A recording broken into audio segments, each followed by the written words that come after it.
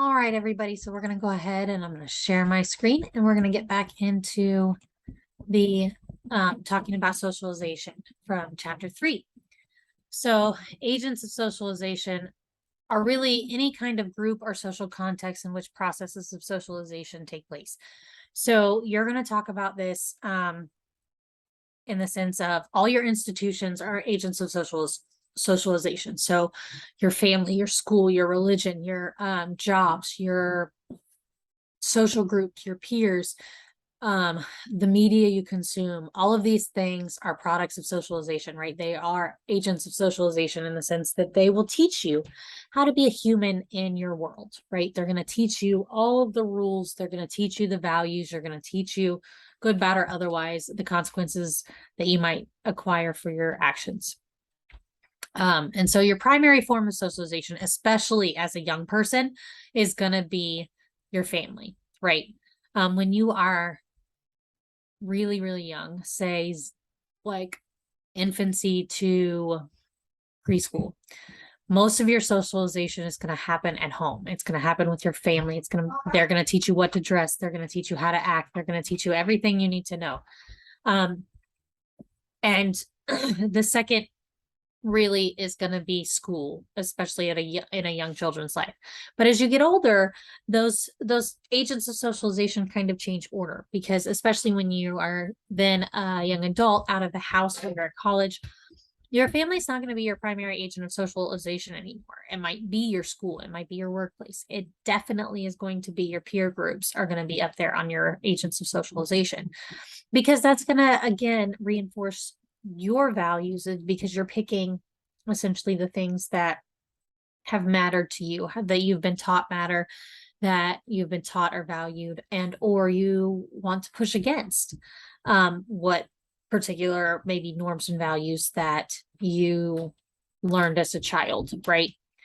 And so again, really just talking about agents of socialization are the entities or groups or what have you that form your ideas, that shape them when you're young, and then as you get older, continue to shape them.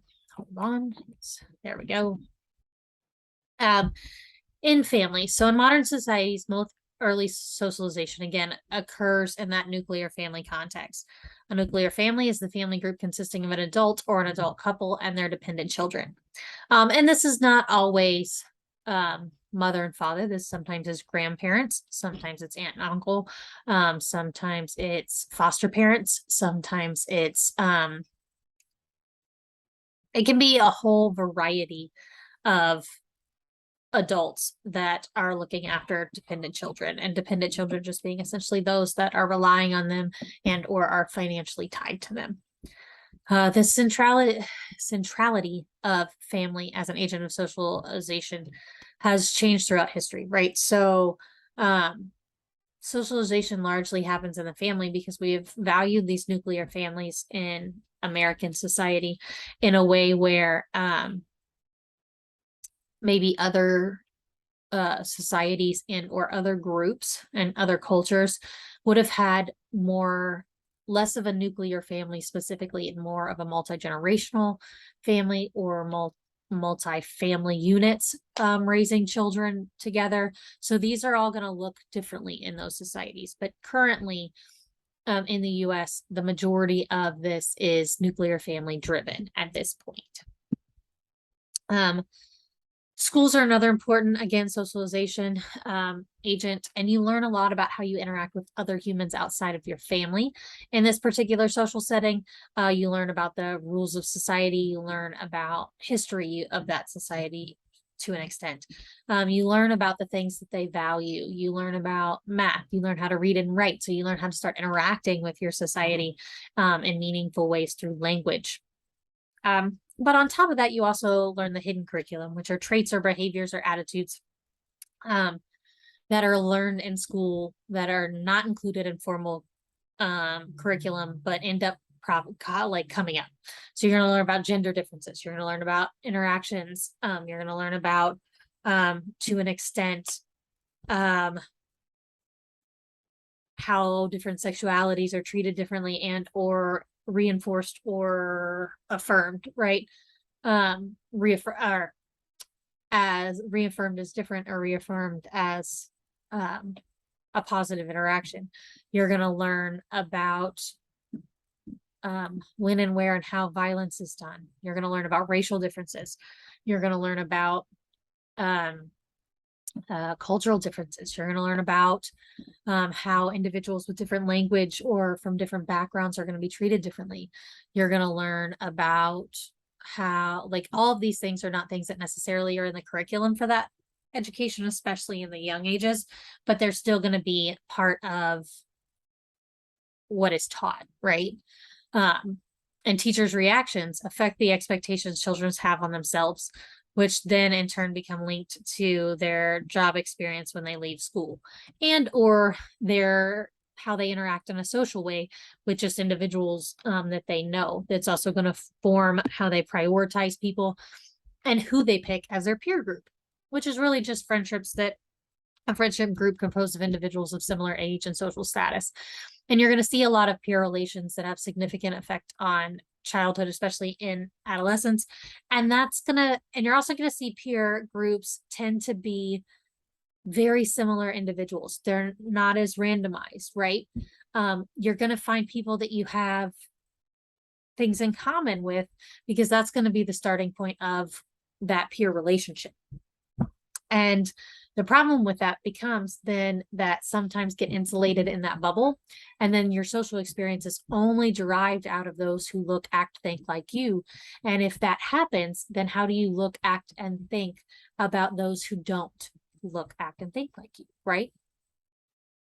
And this is something that then causes strife or conflict within a society. We're going to get to that as we move on throughout the course.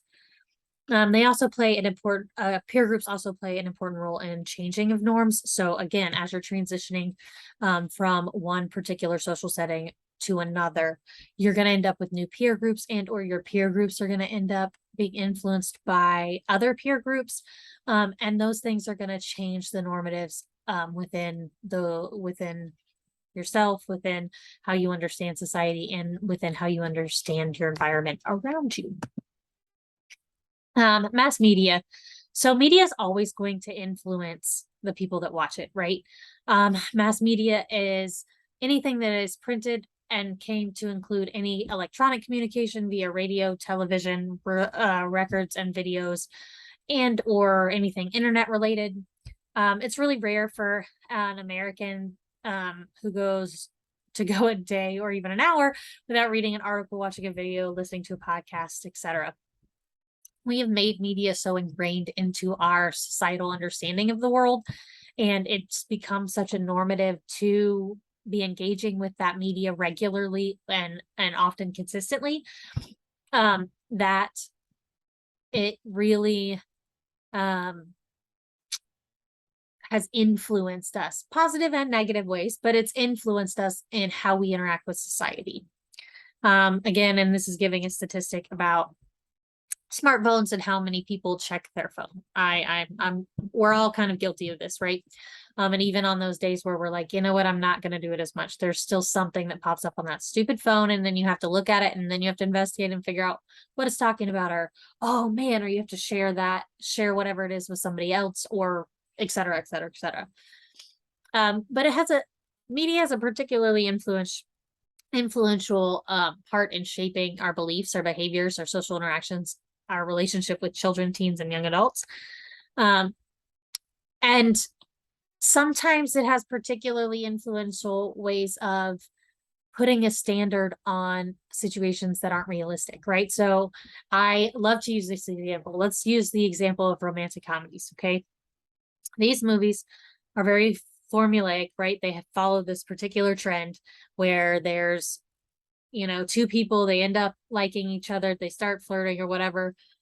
Things happen that are funny and or that are dramatic, depending on whatever.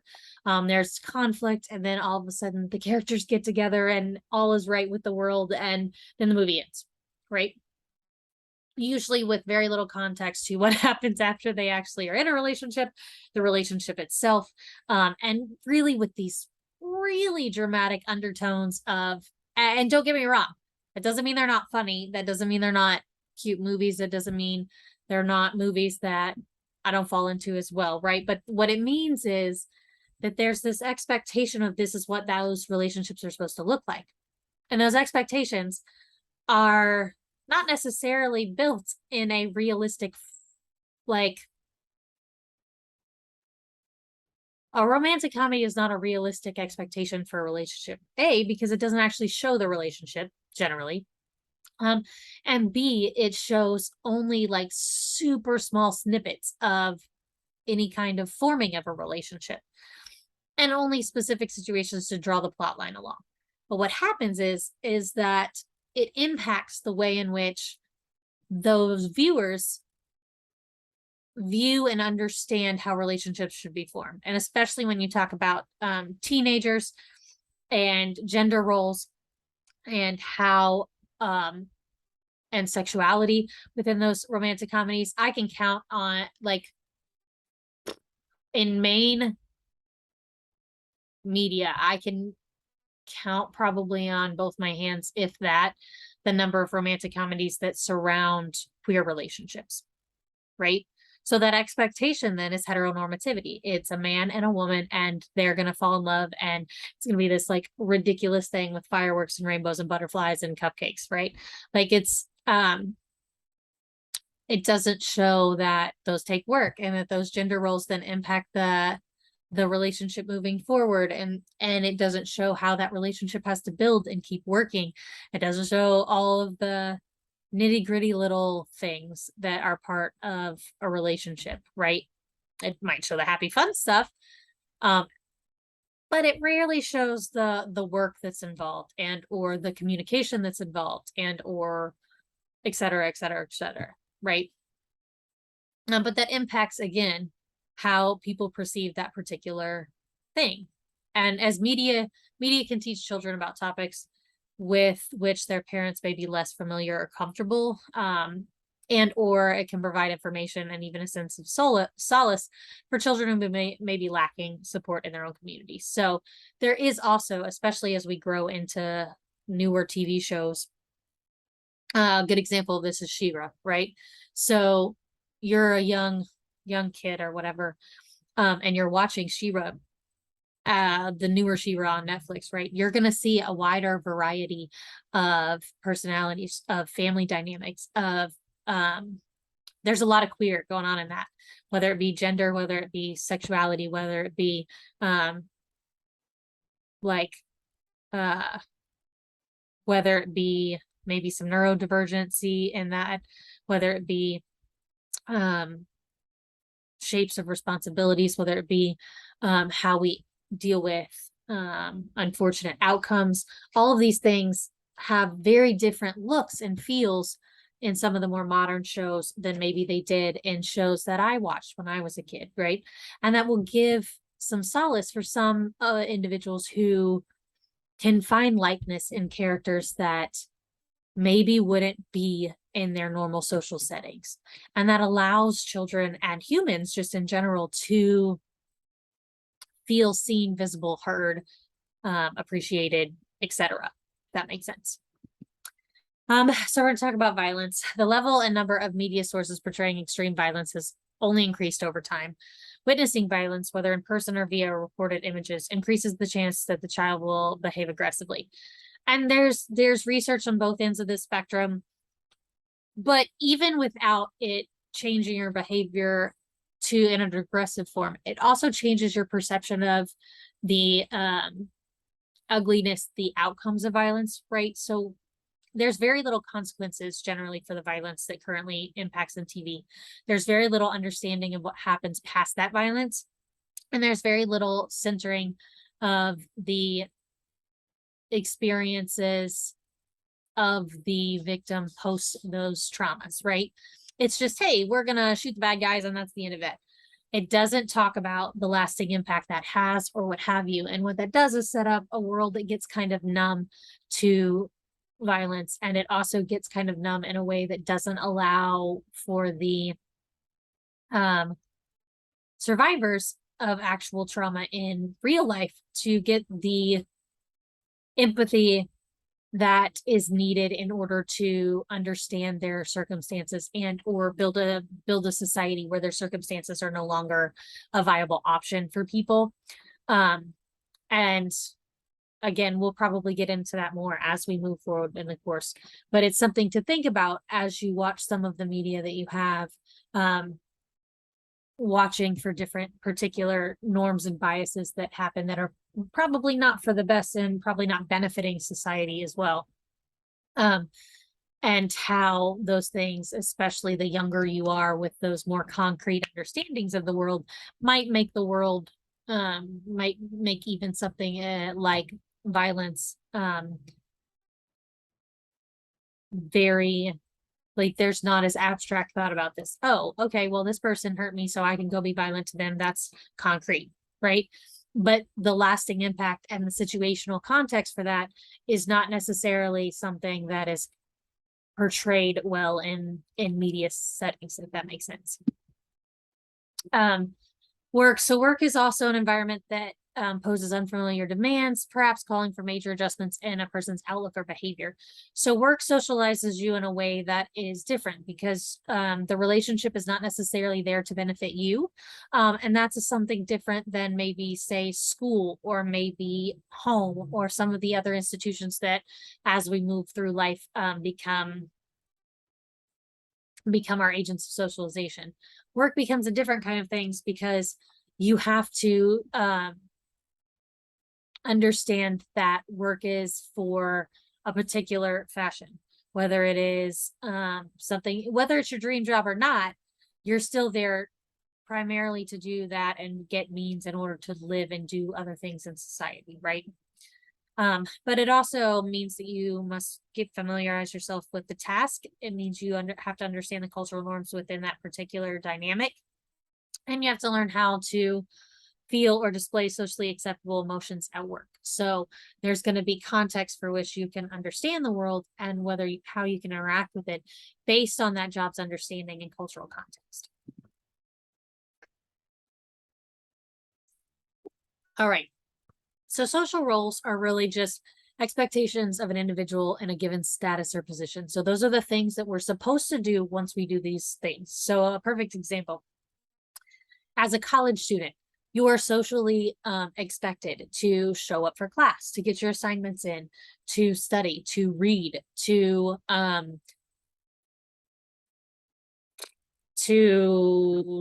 turn in your assignments, all of these things, right? These things are things that you are socially expected to do in that particular role of student. But some sociologists mistakenly regard social rules as unchanging parts of society's culture. You're always going to be in different social roles depending on what you're in, and you're going to flip those switches depending. So right now, I am recording lectures and I am in the social role of teacher. However, I'm going to have to at some point go upstairs and deal with the fact that my children are likely not cleaning their room as I requested for them to do. And I'm going to change my role from teacher to mom. And in that role, that may provide them with consequences they don't want to deal with because they're not doing the thing that as a mom I asked them to do. But I have to flip those roles depending on the social circumstances that I'm in, right? And then there's also, say we also have the role of partner too. So then when I'm in those interactions or sitting down to a dinner or having a date or what have you, that I'm trying to turn mom brain off to an extent and interact with that person in a way that I'm not trying to be their mom, right? I'm trying to be their partner and we're trying to have a very level conversation. And so that dynamic again has to flip that social role. And those social roles are going to be different depending again on the social context that you're in. And that, whoa, let's try that again. Hold on. All right, sorry. But that process is really allowing you to exercise agency or really act the way you want to act or determine how you're going to act depending on the certain circumstance. They come to understand and assume social roles through the ongoing process of social interaction. Again, depending on how you react in those things and the reactions you get back from how you've decided to handle that is going to impact whether or not you handle that in the same way again. So identity. This is a distinct characteristics of a person or a group of persons' character that relate to who he or she or they are, and what is meaningful to who or to him, to her, or to them. Some of the main sources of identity include gender, sexual orientation, nationality or ethnicity, and social class. A reminder that race is not on this list, and there's an important reason for that.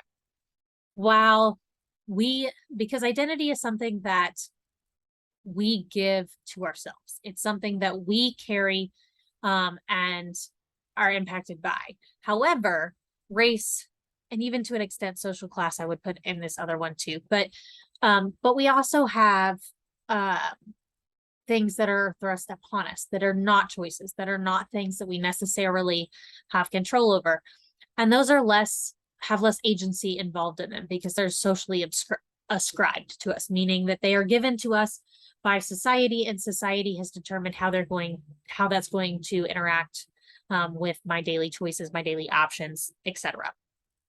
And so we'll kind of get into that as we move through again. As we move into more chapters, don't worry, I promise all these things are going to be brought up again and we'll be working through them.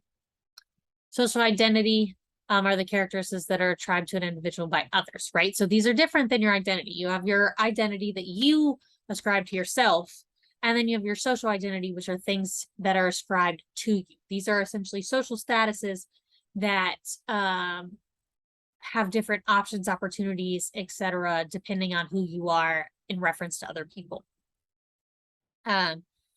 We all have more than one social standings. So, right, I am a woman.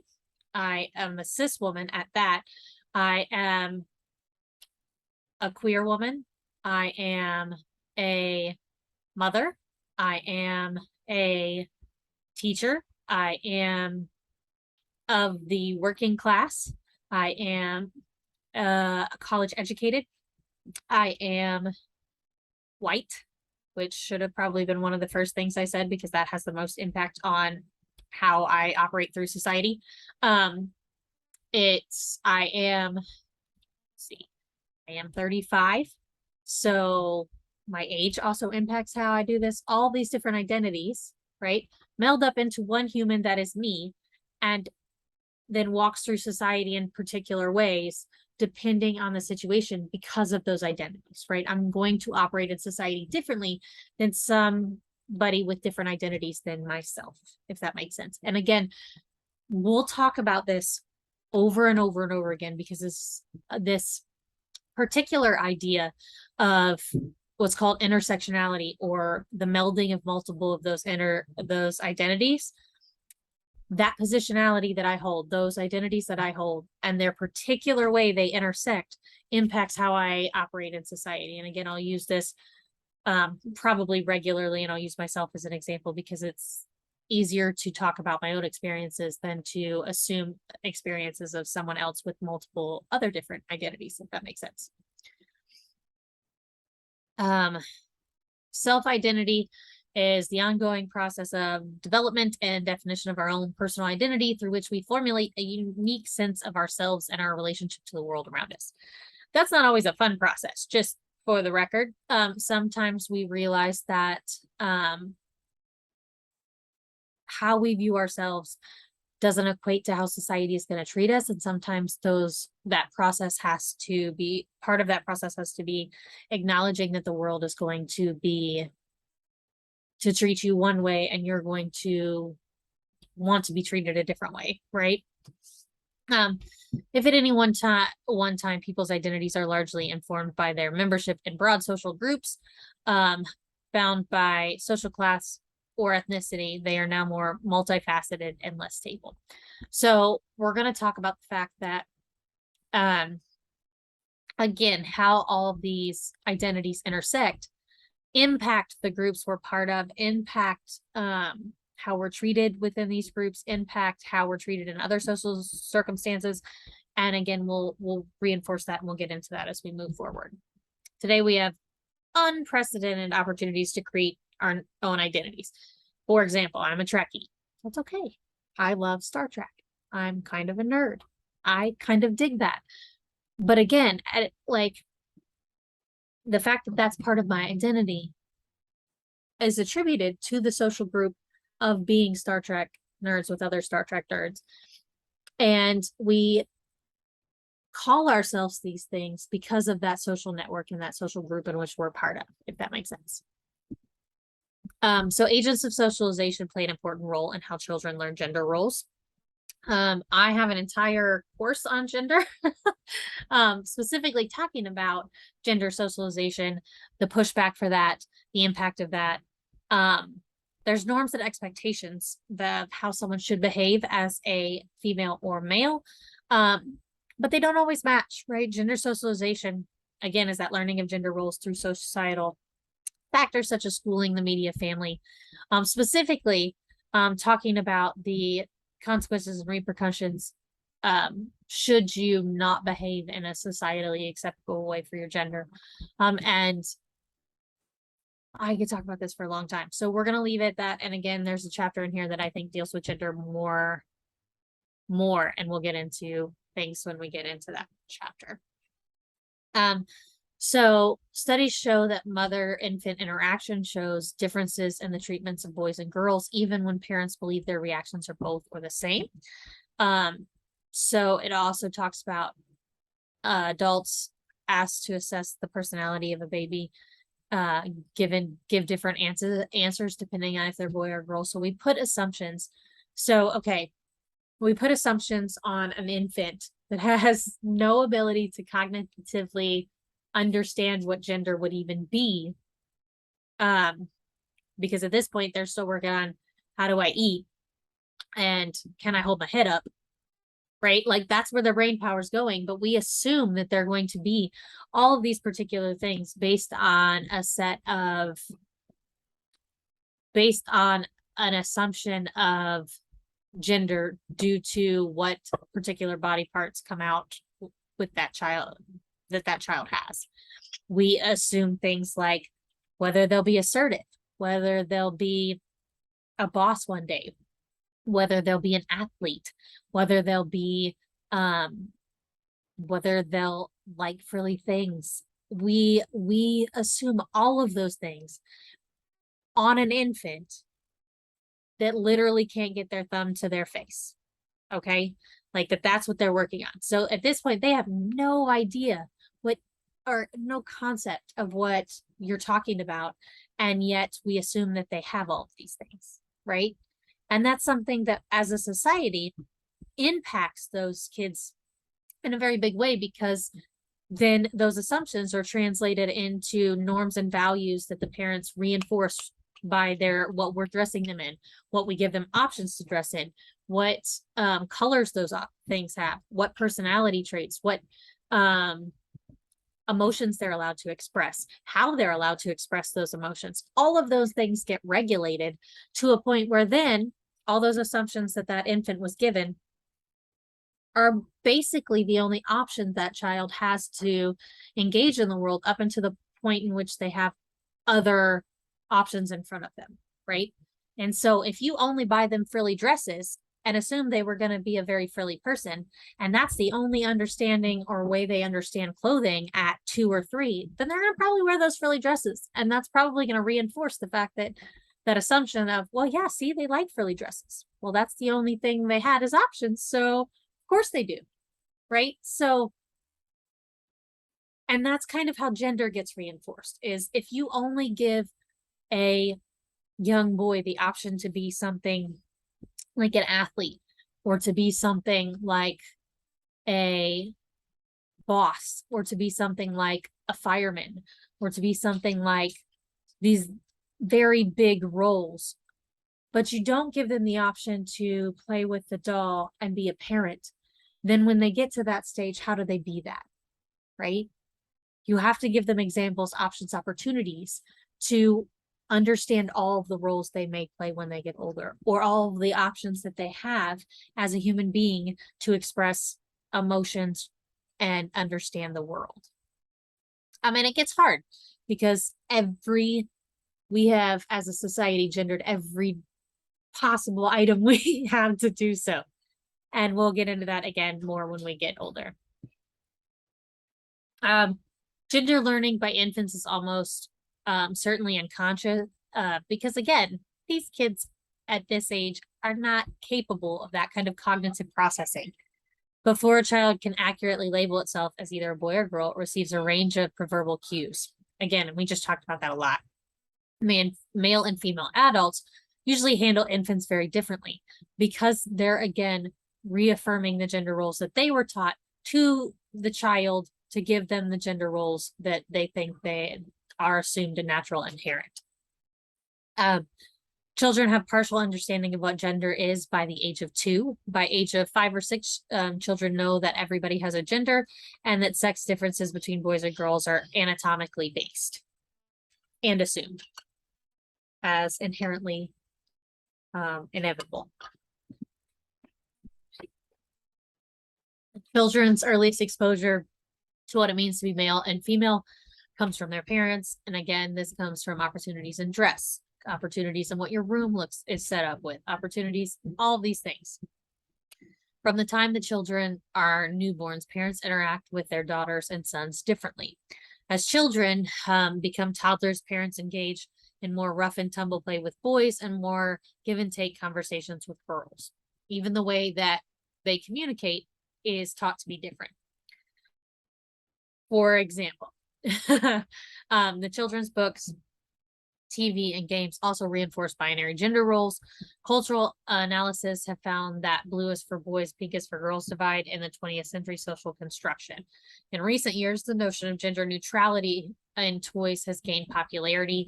However, that doesn't mean that that's consistent. Race socialization is another one. That is specific verbal or nonverbal messaging that older generations transmit to younger generations regarding the meaning and significance of race. And this has lasting outcomes and impact on the humans that then grow into adults, or even the humans as children. Understanding race socialization will become more and more important for the future cohorts of young people living in an increasingly globalized world. You're going to come, so while you may make peer groups or you may make fundamental assumptions of people based on the fact that your bubble only includes a specific type of person, you're going to go out into this great big world, and at some point you're going to meet a whole bunch of people that don't even remotely close to look like that bubble. And the more that happens and increases in this globalized world and through technology and through the way we interact, the more in which we're going to have to understand that these interactions cannot always be shaped by assumptions and biases of previous generations that did not have these interactions. And we'll get into that again more. Although race socialization has historically focused on Black children to fit in and get ahead in the racist world, the Black Lives Matter protests heightened recognition that white children too must be socialized to recognize and fight racism when they see it unfolded. And I will add to that not only that, but white and Black children also have to understand the perspectives and the world perceptions of Latinx children, that also have to understand the perception of Indigenous children, also have to understand that there are multitudes and multifaceted racial and ethnic diversity within American context that requires attention as well. And that is, again, not in any way, shape, or form me saying that Black Lives Matter is wrong. It isn't. It's actually a great model for how we should be interacting and having conversations more broadly about all these other racial and ethnic groups. What I am saying, though, is that while America, when we talk about race, we talk about Black children, we talk about white children, or we talk about Black people, or we talk about white people, but we tend to forget that there are other dynamics too that have been playing historically as well in very, very, very tragic ways that have riddled Indigenous children from even existing in the eyes of racial conversations, that have turned every Hispanic or Latinx young child into assumptions of illegal or criminal or divergent from society in ways that impact them differently than Black children, right? There can be a language barrier. There can be a societal understanding barrier. There can be a family dynamic barrier, as there can often be multi-generational homes in these settings. And again, we're going to talk about this a lot as we move forward, because the two main identities that present regularly to the world and get the most feedback on are generally, when we talk about the intersection, we're going to generally be talking about the intersection of race and gender, and how those two things mold into some of the bigger conversations of intersectionality. Now, I would argue that social class gets in there as well, but based on what you have the opportunity to dress in, do, not do, drive in, live in, what you have the opportunity to spend money on, et cetera, et cetera, et cetera, also has a massive impact. But again, we are going to get into that regularly, but I'm glad that they focused in and centered on gender and race, because those things are things that currently in society we are really having big conversations about, and we're going to look at them in a very sociological way, which is going to be different than how maybe your own socialization happened as a child. What are the 5 major stages of the life course? So the life course is various transition stages people experience during their lives. The life course is influenced by culture and by material circumstances of people's lives. Stages in the life course follow. We have childhood, teenager, young adulthood, midlife, and later life. And so we're going to get into kind of what those are. Childhood has the idea of what that is has developed over the past 2 or 3 centuries, because again, depending on when those individuals were expected to have adult roles like parenthood, adult roles like relationships, marriages, etc., has dramatically changed over the course of time. As a result, changes occurring in modern societies, it is possible that we separate the character of childhood as diminishing. The idea of teenager didn't exist until the early 20th century. In traditional cultures, children already work alongside adults. In Western societies, teenagers are often try to act like adults, but they are treated by law as children. So there's some agency conversations in there. Young adulthood has been observed by a delayed transition to adulthood, which is really young people in the late 20th century and early 21st centuries. They've identified 5 major benchmarks considered critical in the adulthood transition. So leaving one parent's home, finishing school, getting married, having children, being financially independent. And we're going to see a lot of those things start to shift to later, just because of economic circumstances that we are currently living in. So it's harder to be financially independent at this particular stage in American history than it is in any other particular stage in American history. However, young people are defining adulthood in more terms of abstract traits like self-reliance and happiness, rather than the attainment of those particular milestones, because not everybody's choosing to have kids or get married or go to college or what have you.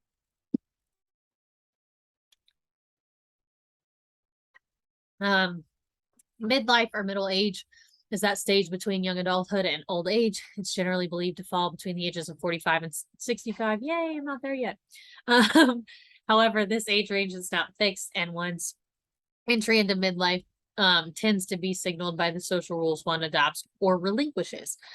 So this is when you're starting to get out of that phase of parenting young children. You are more fitted into a career path. You are at the end of it starting to get towards retirement, hopefully, though I'm not sure that this generation or my generation will be seeing retirement at 65. We'll see. And there's a new emphasis on really looking ahead. Later life or older adults comprise of an increasingly large share of the population worldwide, right? So there was a lot more children being had at similar times in generations previous to us. And because of that, we have an aging population that has more people in it than, say, the population I live in, or the population that you guys will eventually inherit, or the population my kids will inherit. In traditional societies, the authority of both men and women increase with age. In industrial societies, by contrast, older people tend to lack authority. Aging is the combination of biological, psychological, and social processes that affect people as we grow older. Biological is the physical body. Psychological is the mind, including one's mental, emotional, and cognitive capabilities, and the social or other cultural norms, values, and roles and expectation of relation to age. So sociologists talk about a lot of different kinds of theories when it comes to aging, and a lot of different contradictions that happen with age. And we'll, again, probably get into that here in a second. But these particular scientists are social scientists who study older adults and the life force, and how the life force influences the aging process. Early theories emphasize individuals' adaptation to changing social rules that come with age, while later theories focused on how society shapes the social roles of older adults. Most recent theories have been more multifaceted, so those things can combine, essentially. Functionalist theories emphasize how individuals adjusting to changing social rules as they age, and how roles older adults fulfilled were useful to society. However, okay, we'll get into that in a second. Parsons was one of the most influential theorists, and he, in the 1950s, argued that the U.S. society needs to find roles for older persons that they are capable of with their advanced age. And these roles don't have to necessarily include work, but they can include such things as providing spaces to talk about their life's experiences, providing spaces to engage with other members their own age, or other members that aren't their own age. It's a way of which talking about how older people need to still be engaged within their society. Disengagement theory is a functionalist theory of aging that holds that it is functional for society to remove people from their traditional roles when they become older adults, thereby freeing them of those roles for others. Now, the problem with this becomes when you have maintained your identity in so many of the roles you have played, and you've tied those identity markers to those roles, it becomes really hard and taxing to let go of those particular identity features of yourself. So this is letting go of that career you've had your whole life, letting go of the possibly the financial and or agency you have in making your own financial decisions, making your own medical decisions, making your own decisions on where you get to go, what you get to do, those kinds of things. Activity theory is a functionalist theory that aging that holds that, let's try that again. I am tired, y'all. I'm sorry. Aging that holds that busy, engaged people are more likely to lead fulfilling and productive lives. So essentially, if we give more elderly people tasks and or roles in society, it's much more likely for them to be engaged, to be happier longer, to be more self-sufficient for longer periods of times. And then continuity is a theory that older adults' well-being is enhanced when their activities are consistent with their personality, preferences, and activities in their earlier life. So they have this older woman here really engaging with the younger child she may have been a teacher, she may have been previously a mother, probably still a grandmother, but being able to engage in those roles with children was something that she probably valued, and so allowing her the space to continue to do that allows both her to embark her role in society and have a place, but also allows her to help the child see different perspectives and understand the world through another lens. Conflict theories of aging are arguments that emphasize the ways in which the larger social structure helps to shape the opportunities available for older adults, and unequal opportunities are seen as creating the potential for conflict. So this is really talking about, again, what opportunities are lacking for those who are aging. According to this, really the many problems with aging, such as poverty, poor health care, as well, inadequate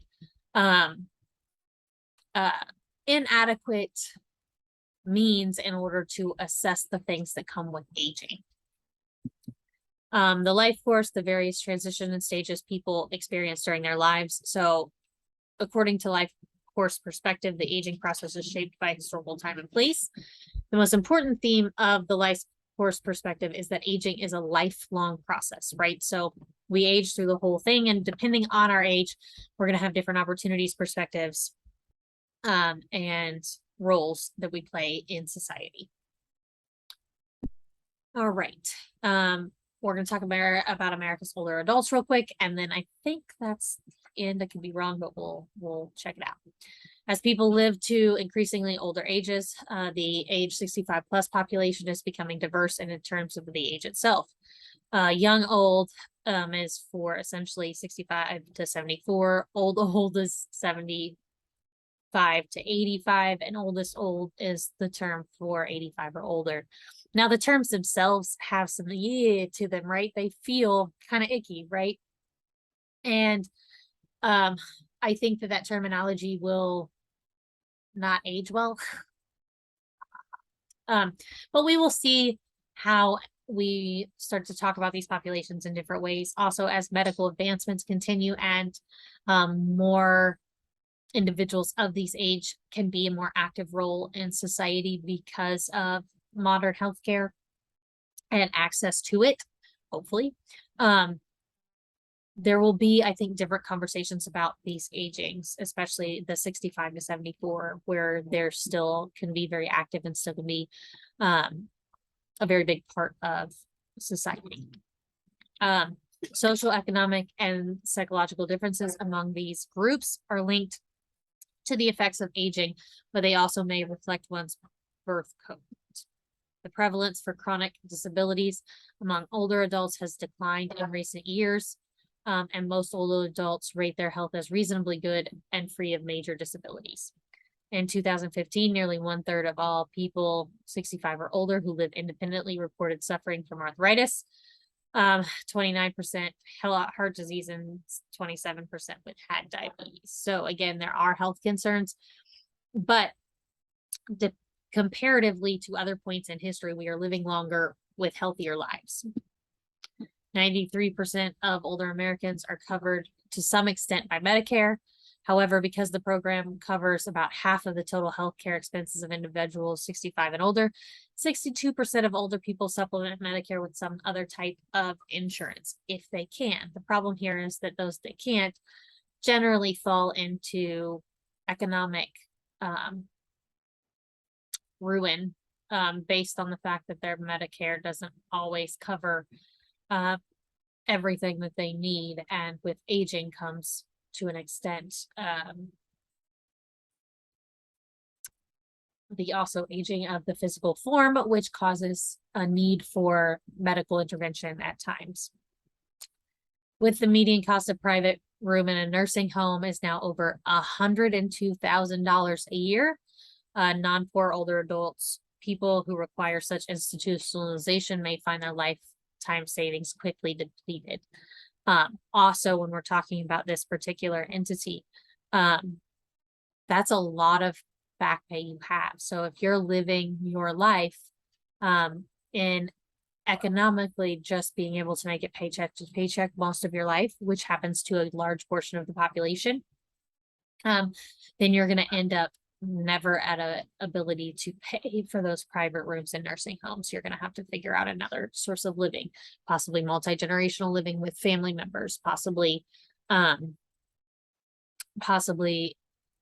in a different kind of nursing home where government aid is available or what have you. But depending on those things will really impact your decision-making processes as you get older. Elder abuse, mistreatment, and abuse of older adults takes many forms, including physical, sexual, emotional, and financial abuse, neglect, or abandonment. Older mistreatment is very difficult to measure and document.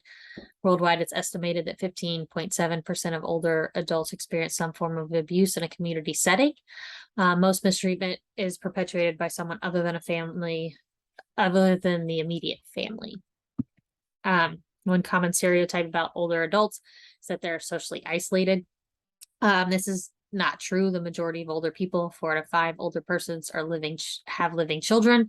9 out of 10 of them say they maintained parental contact is important to them. Most older adults prefer intimacy at a distance, meaning the ability to remain independent and reside in their own homes. They want their own. We, as a society, generally tend to have individualism as a societal norm, have that as something that is part of the identity of being an American person, is being able to do things on their own and being very independent. And in doing that, that creates can create serious problems when people get older and don't have the physical capacity to do those things. Loneliness becomes a serious problem. Say when spouse or family members, siblings, parents, those things start to die or not become coherent. The lack of those relationships that have been consistent throughout the life course can create a lot of loneliness, can create a lot of isolation. And so that's really where those myths come in. Some have argued that current cohorts of middle life adults have unrealistic high expectations for what their socialization relationships should provide, which can result in them to reporting high levels of emotional loneliness as older adults. The mere presence of social relationships does not ward off loneliness. Rather, loneliness depends on one's standards as to what constitutes an optimal network of relationships. Ageism is the discrimination or prejudice against a person on the grounds of age. And there is an act which requires job applications and employees 40 years of age or older from discrimination on the basis of age of hiring, but it's really hard to prove that you're being discriminated against based on your age. But there is a large amount of companies not wanting to hire those who are 40 years plus because the amount of time that they're going to give to that particular institution is less than someone younger than them. The actions of the aging baby boom cohort may help chip away at this outdated and inaccurate notion of what old age is. It also may reinforce it and cause societal problems with unemployment and such of that nature. So that will kind of depend on how institutions like work decide to engage with that topic. So now it's just discussions and stuff. I am not going to go over these things with you, but I want you to go over them, make sure you can answer them. And if you have any questions, as always, please feel free to contact me and we can talk about whatever it is that you have questions about. All right, I hope you have a great day.